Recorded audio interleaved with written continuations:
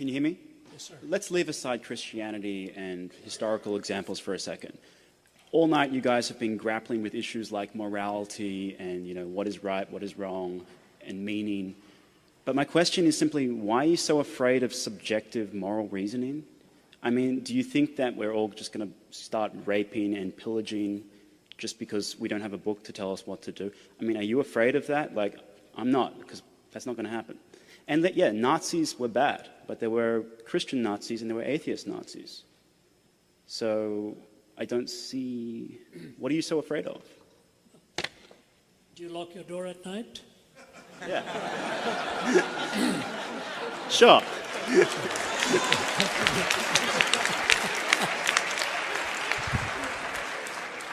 I hear what you're saying.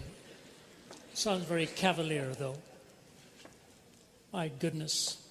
If we weren't afraid of all of this, we would not be in a national debt. The billions... China is secular. Sorry? China is secular. Sorry? China is secular. That's right. What does that mean? I mean, they're not raping and pillaging, and neither are we. Oh my, oh my, oh my, oh my, oh my. Have you read what happened during the Red Guards Rebellion? Have you read what happened during the Boxer Rebellion? Do you know who has killed more people in the 20th century than China and Russia? 60 million apiece? Wow. It makes the Holocaust seem tame. The 20th century became the bloodiest century in history. And the reason it became the bloodiest century in history, I can see, is you could just see the weapons of our warfare were piling up and there was no guiding principle to take us anywhere. Now, in a perfect world, yes, we don't need to be afraid.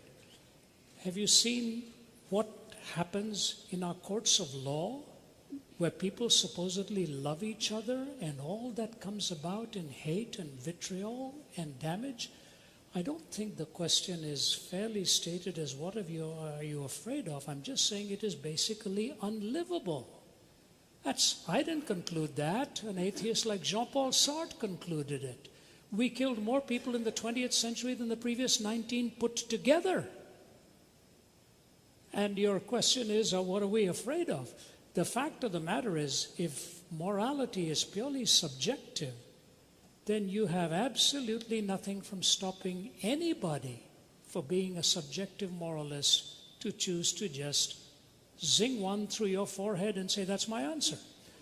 How do you stop that? Obviously, you don't believe that's the way it should be. No, neither do I. So it's not a case of what am I afraid of. It's a case of the fact that if you're willing to say to me that moral reasoning can be purely subjective, I just say to you, look out, you ain't seen nothing yet if everybody believed what you did.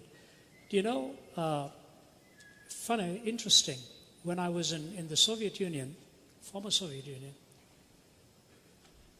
Stalin eliminated 15 million of his own people. 15 million of his own people. And at the Center for Geopolitical Strategy, they didn't want to even name his name and so on. His daughter, Svetlana, made the comment. It is quoted both by Malcolm Muggeridge in his writings and by historian Paul Johnson in Modern Times. Svetlana was standing by the bedside of her father before he died. She said the last thing he did was clench his fist toward the heavens one more time, put his head back on the pillow, and he was gone. This is his daughter raising the question, whatever got into my father to have that kind of hatred and hostility? And when 15 million were killed of his own people, it is interesting that the faculty members and the general who chatted with me there, my wife will tell you, sat around the table with tears in his eyes when he watched what had been done to his own country by his own leadership. So subjective morality would be very good if we all wanted to be nice people and live around each other without any fear of each other. But the reason you lock your doors and the reason we have our police and the reason we have our military and the reason we have our law courts is because when subjective morality becomes totally subjectivized, this is what happens in society. So it's a great idea, but I hope nobody absorbs it. Thank you. We go on to the next one there. Thank you.